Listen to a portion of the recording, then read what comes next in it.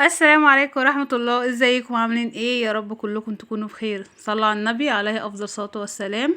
ولو لسه اول مرة بتشوفني يا ريت تشترك في القناة وتعملي لايك للفيديو عشان الفيديو يرتفع. تعالى بقى اقول لكم النهاردة انا عملت الرز بلبن طواجن في الفرن ورز بلبن عادي بالمكسرات، كله في حلة واحدة. ازاي؟ انا هقول لكم بقى في الفيديو ده ازاي تعملي الوصفتين في حلة واحدة بس. كله بقى اللي هنحتاجه معانا، هنحتاج نص كيلو رز مصري عادي مغسول كويس قوي، او 2 كيلو من اللبن، ومعلقتين نشا، ورشة فانيليا، و3 كوبايات من السكر. جبت هنا بقى حلة على النار كده، حطيت فيها 4 كوبايات من المية، سبتهم يغلوا شوية. وبعدين جبت الرز اللي انا غسلته، يعني انت تفضلي اغسلي فيه لحد ما يكون معاكي ينزل في المية، تبقى المية بيضة قوي كده، المية بتاعتك لونها ما يتغيرش، لازم تغسليه كويس قوي. وبعدين جبت يعني كوباية كده من اللبن حطيتها معاه. وبعدين جبت ربع كمية السكر، نزلت بيها برضو كده زي ما انت هتشوفوا دلوقتي اهو.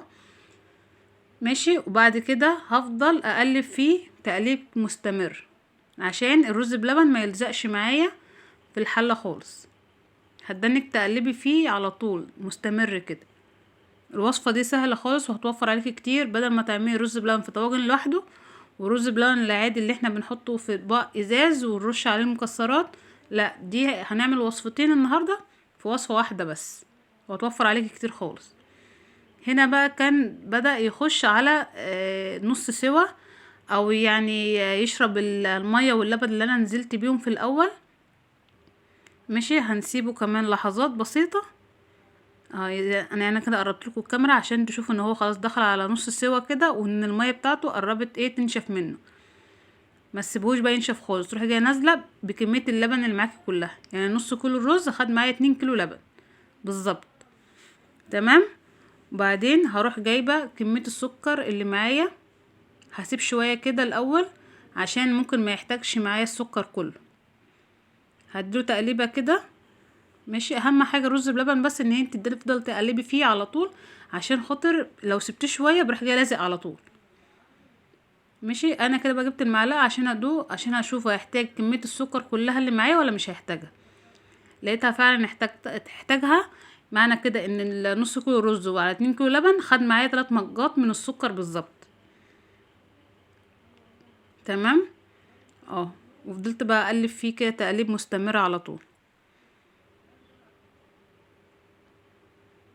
النشا بقى اللي معايا اللي انا وريتها لكم في اول الفيديو، دي انا بستخدمها اخر حاجه خالص، اللي هو ساعه ما خلاص ان انا عايزه انزله من على النار، فراح جايبه النشا وحطاه. بس ما تحطهاش كده، هوريك انت هتستخدمها ازاي دلوقتي. كده خلاص اهوت، كان خلاص يعني هو استوى معايا، فانا جبت بقى معلقتين النشا ودوبتهم في نص كوبايه ميه كده زي ما انتم شايفين، واروح جايه بقى نازله بيهم مع الرز بلبن. دي اخر مرحله خالص. واحط بقى معاه رشه الفانيليا، اديله بس تقليبه كده الاول كويس. هو كده كان تمام استوى معايا، والرز يبقى طري خالص معايا وكل حاجه، واللبن فيه كويس ومش محتاج بقى اي حاجه خالص. نزلت بقى هي برشه الفانيليا اخر حاجه خالص. تمام كده. دي اخر حاجه، اديله تقليبه بقى في الفانيليا، وبعد كده اروح جايه منزلاه من على النار. كده كان بقى تمام. هاخده بقى واروح احطه في القوالب الازاز دي.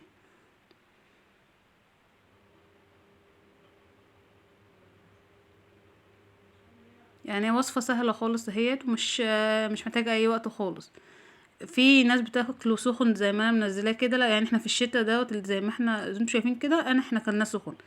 بس هو في العاده الرز بلبن بيتاكل ساقع. تمام. انما اللي في الطواجن بقى لازم يتاكل سخن.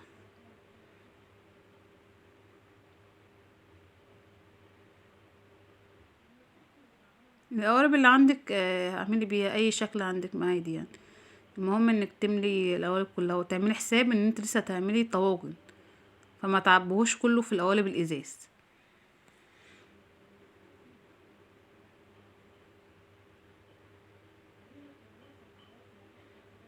وصفة سهلة، وصفة لذيذة. قاعدين كده بالليل مش عارفين نعمل ايه، فقلنا اما نعمل تحلية كده سهلة ولذيذة. يعني ما فيش حد ما بيحبش الرز بلبن. لا اما تلاقيه في المحلات الهايبر، يا اما هتلاقيه في محلات الكشري. بعد كل وجبة كشري هتلاقي رز بلبن دوت اساسي عند المصريين بيطلبوه. جبت بقى ايه المكسرات المتاحة عندي، يعني جبت جوز الهند ورشيت عليه كده شويه، بعد ما سبته يهدى شويه كده رشيت عليه جوز هند ورشيت عليه زبيب، اللي هي المكسرات المتاحه عندك. بقى انتي الحاجات اللي استغفر الله العظيم دي انت اللي احنا مش عارفين نجيبها، اللي هي البندق وعين الجمل واللوز والكلام دوت، بعد الشر يعني.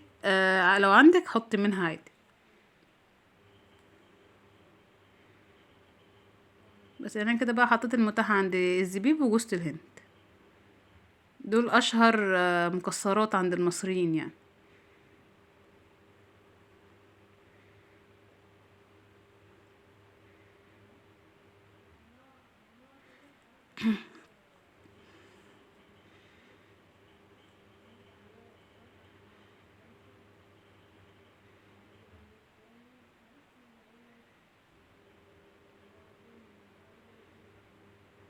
الزبيب دوت اللي مش عارف يعني ايه زبيب، ده بيبقى عنب وبيتجفف، فبيبقى بالشكل ده. خلصت كده، اخد بقى الطواجن بقى واعبيها من نفس الحلة اللي انا عملت بيها، اللي انا يعني انا عملت نصها في القوالب الازاز، والنص التاني هحطه في القوالب الفخار اللي قدامكم دي عشان ادخلها الفرن.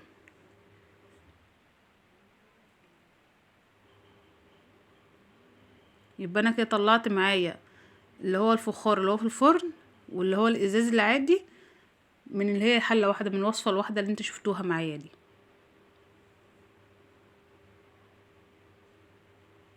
كده خلاص كده انا كده كم يعني انا كنت عبيت خلاص القوالب بالفخار كلها. جبت دوت مكعب زبدة، ماشي، اللي وريتهولكوا الاول كده قدامكم، وبعدين خدته وقطعته تمام. وبعدين رحت جايه بقى ايه نازله بيه كده على وش الرز بلبن من فوق، وبعدين هروح جايه بقى ايه مدخلاه الفرن ياخد معايا وش، والسمنه تسيح كده على الوش وتاخد وتدي معايا الطعم للرز بلبن، وبيكون احلى رز بلبن في الفخار بالسمنه البلدي في الفرن. كده بقى بعد ما طلعته من الفرن كان طعم وريحته كانت قلبة المطبخ صراحة. ده الرز بلبن العادي اهوت اللي انا عبيته معاكم في القوالب الازاز وحطينا عليه المكسرات، ودوت الرز بلبن اللي انا حطيته برضو من نفس الحله، حطيته في الفخار ونزلت عليه بحته سمنه بلدي كده على الوش، ودخلته الفرن ياخد وش بس من فوق. يبقى انا كده طلعت وصفتين من وصفه واحده بس. لو عجبكم بقى الفيديو يا ريت تشترك في القناه وتعملي لايك للفيديو وكومنت حلو كده، ما تنسوش تدعوا لي دعوه كده حلوه من قلبكم. سلام.